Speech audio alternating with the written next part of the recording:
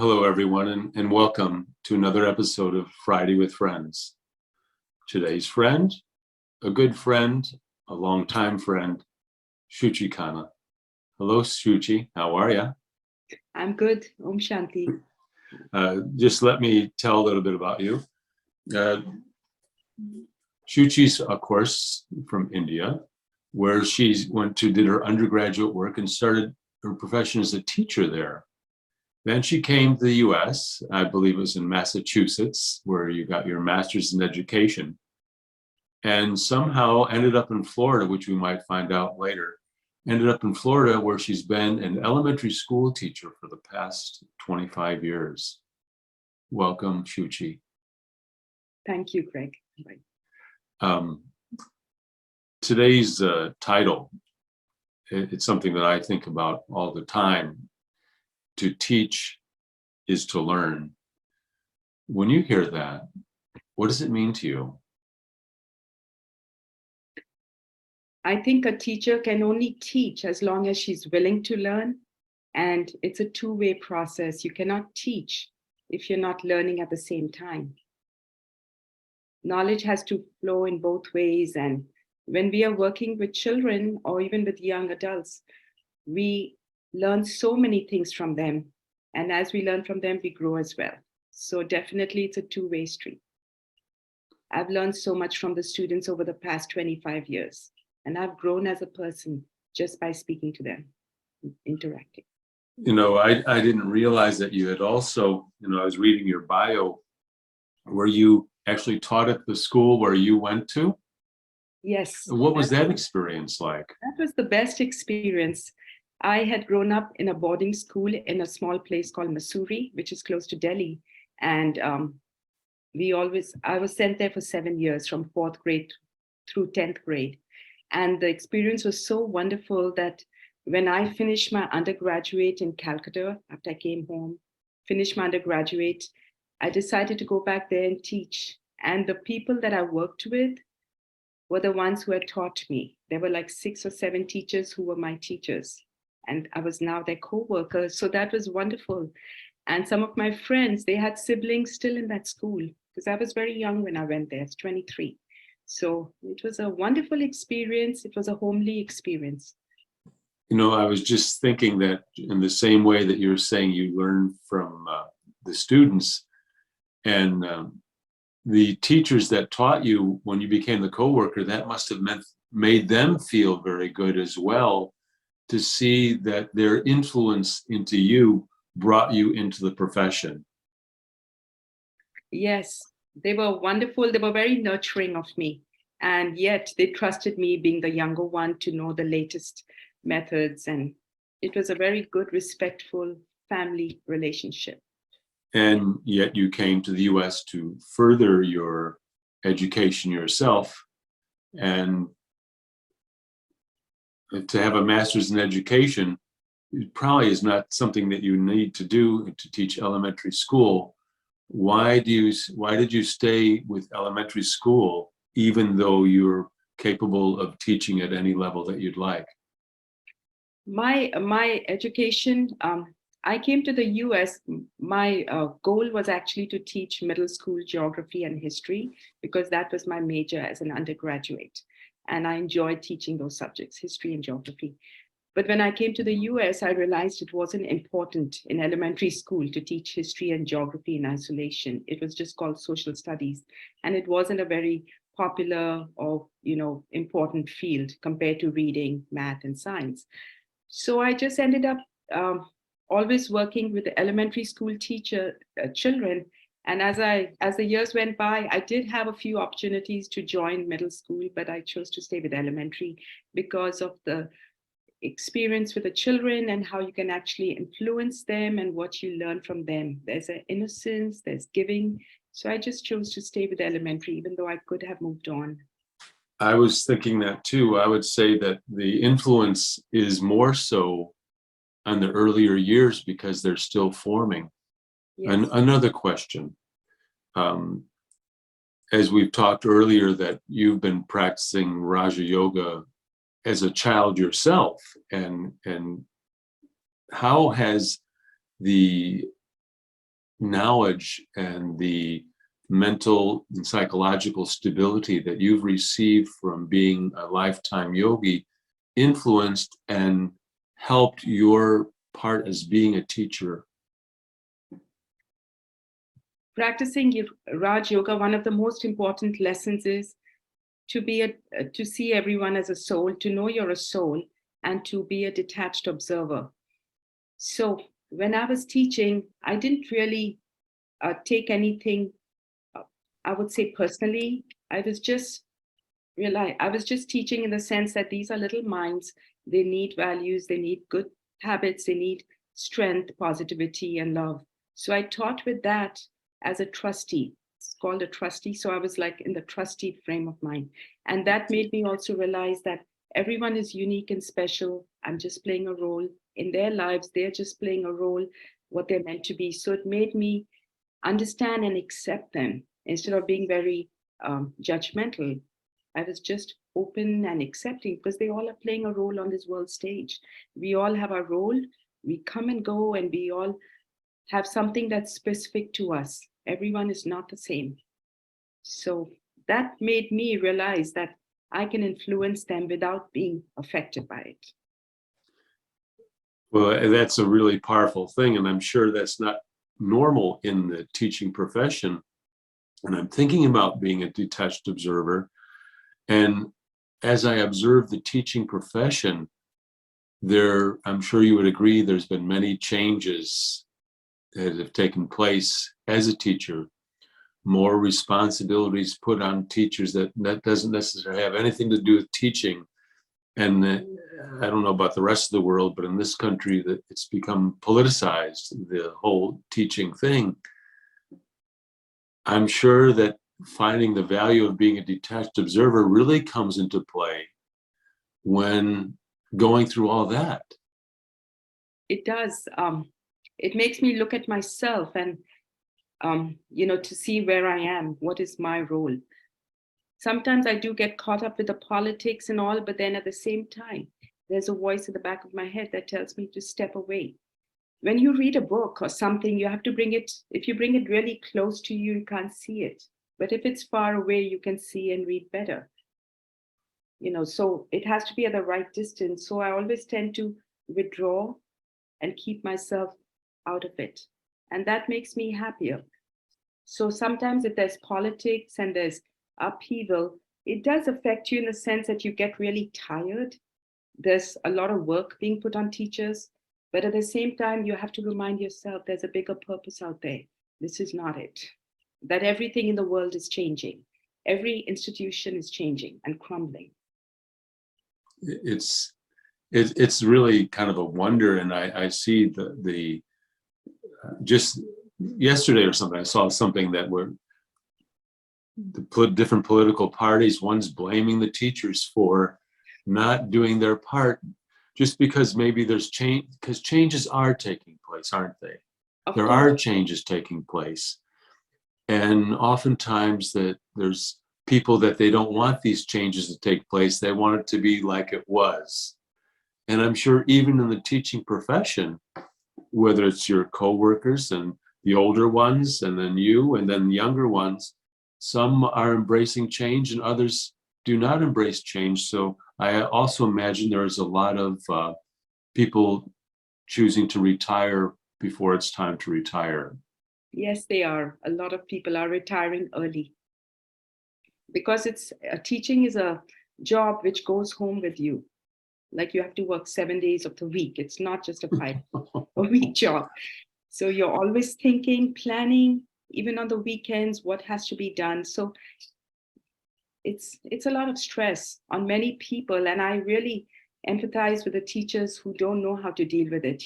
There's so many people, they don't know how to deal with it because they need a kind of understanding of the self and of the children in order to know that this is just temporary. Whatever goes up, goes down. It's going to be upheaval. It's going to go up and down, up and down. We just have to be tolerant and flexible and go with the flow.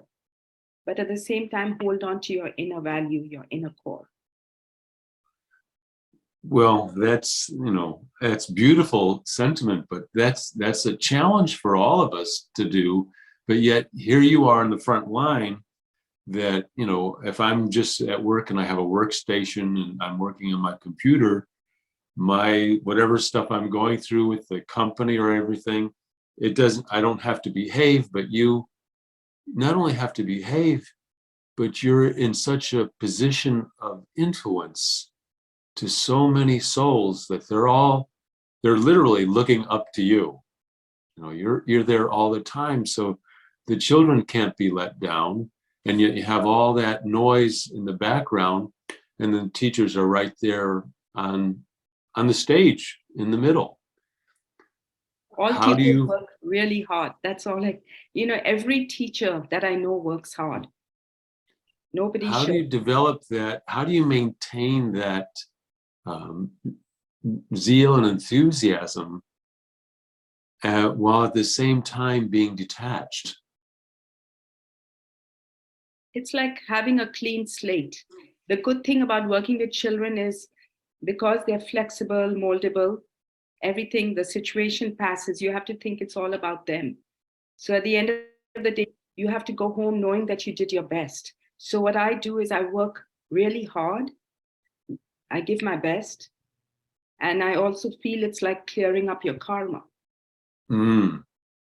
You're clearing up your karma. You're not like, you know, shirking your job. And then when you go home, you can rest and say, okay, I did my best. And the next day is a clean slate. So every day you have to renew yourself by, for me, it's like meditation. It's like putting forward my best early in the morning, going to school with a positive attitude, knowing that they're there and this is my role and I have to play my role to the best of my ability. So it's a balanced thing. And of course, there are days when I'm exhausted. I'm physically, mentally drained out. But then next day is a new day.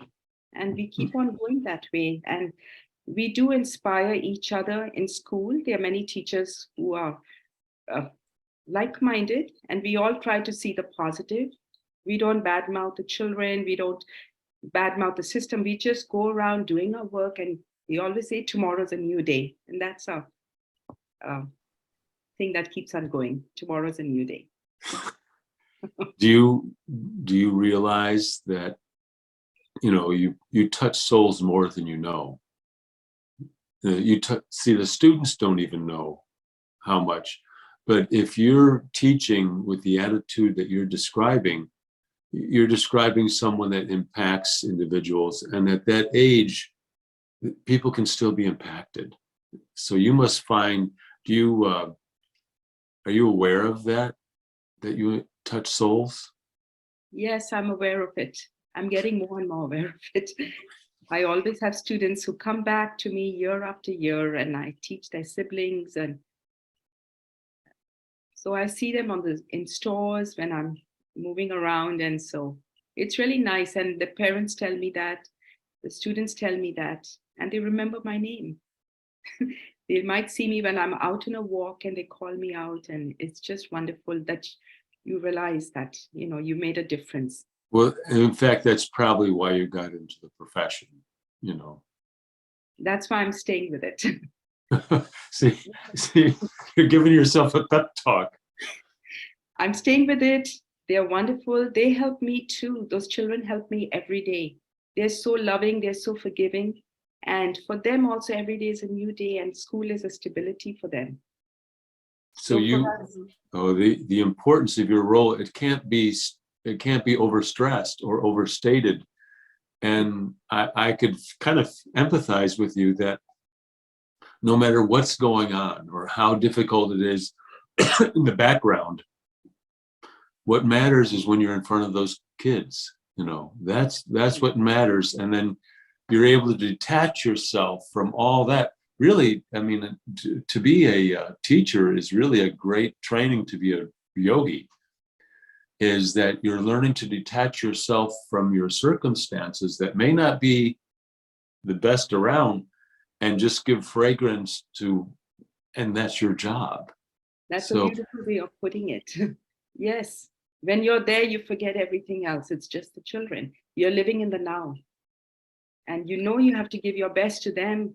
Otherwise, you're not doing the right thing. Basically, Well, these are souls that are in front of you.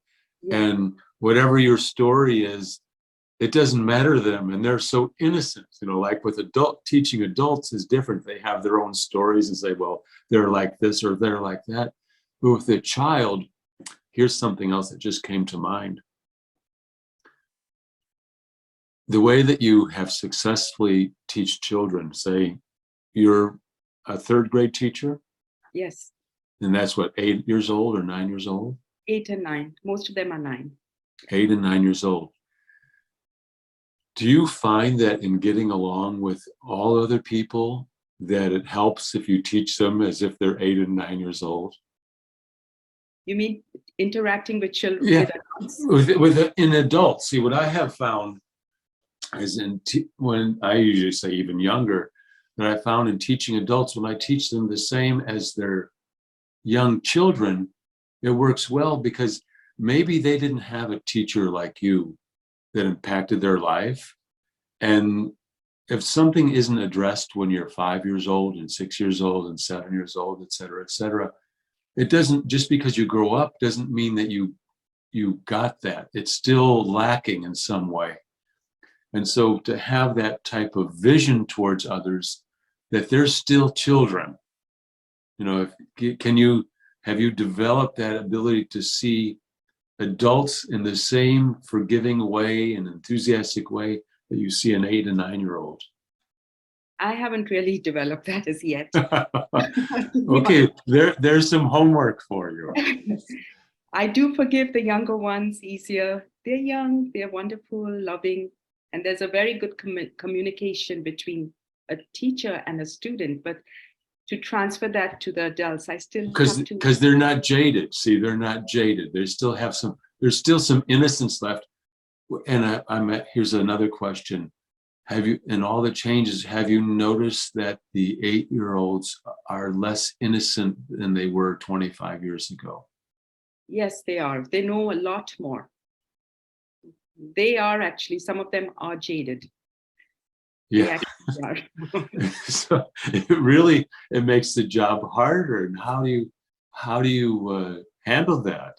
It might make it a little hard in some ways, but they also get an adult because they also kind of mature. So in a way, it becomes easier. They can get sarcasm, they can get jokes, they get stuff that an 8-year-old person from the past did not get. Like, say, when you were 8 years old, right. Yeah. It's okay.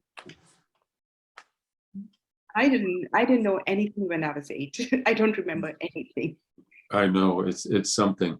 What would you say? We have just a few moments left.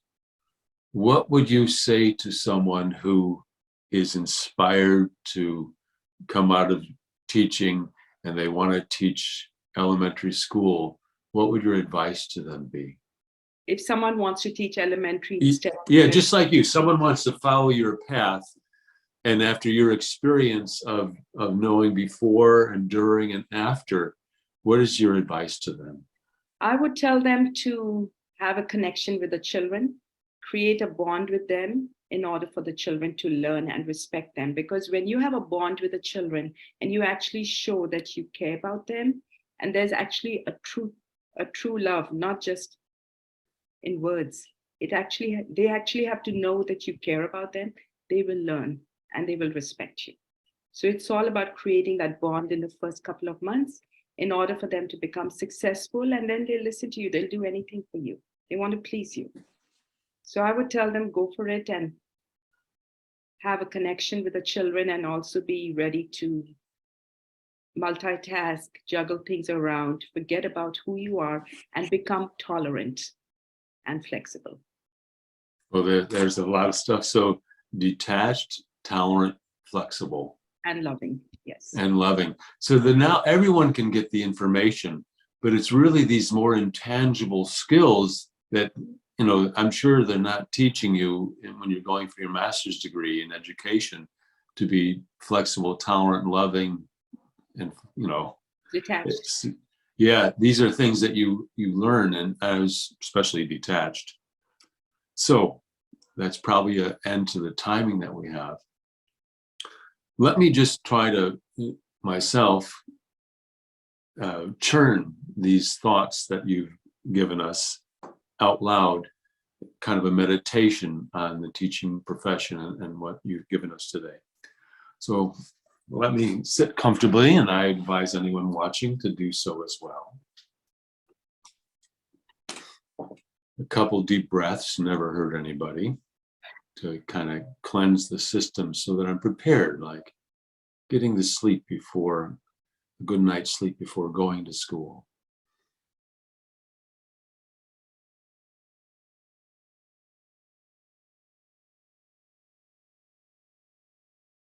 Thinking about that term, to teach is to learn, and also to learn is to teach.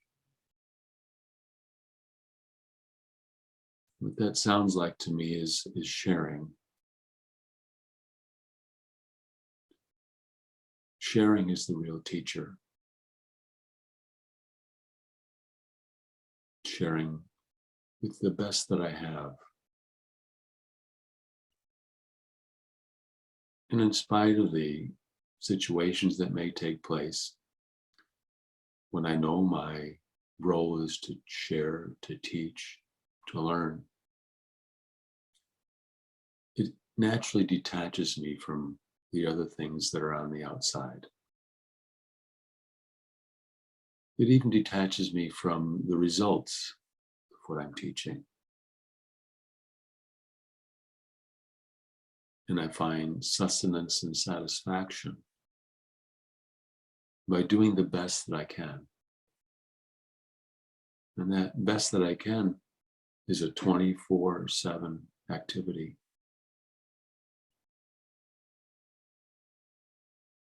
The teacher's job is never over. If I'm not speaking, I'm preparing. And so how do I sustain me?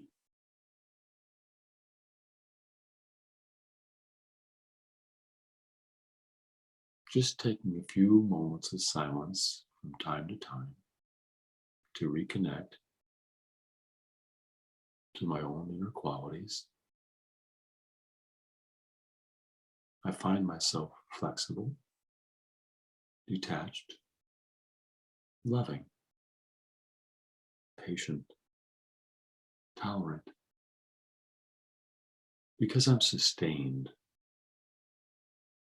I'm sustained by something powerful. And that powerful thing is me, myself. All these qualities are in me all the time. Taking this time of silence every now and then allows me to recognize those qualities, especially at the time of need, when sharing with others, when being on stage in front of all those other children. What comes back from me, I'm detached. Whether I'm appreciated or not appreciated, I understand that. I know my role, and I play my role because I love my role. That empowers me. I feel my enthusiasm coming and empowering me once again, ready to meet the demands of the new day. Om Shanti. Om Shanti. Sister, thank you very much. You've shared a lot for me that I pulled out just from hearing how it works, that it's not just a theory coming from you. You're sharing your actual experiences on a day-to-day basis. And that's quite empowering. And I hope that you also are aware of the effect that you have on others that are around you just by being you. Thank you, Craig Bhai. Thank you. I'll remember that. All right. Thank you very much. We'll see you Bye-bye. again.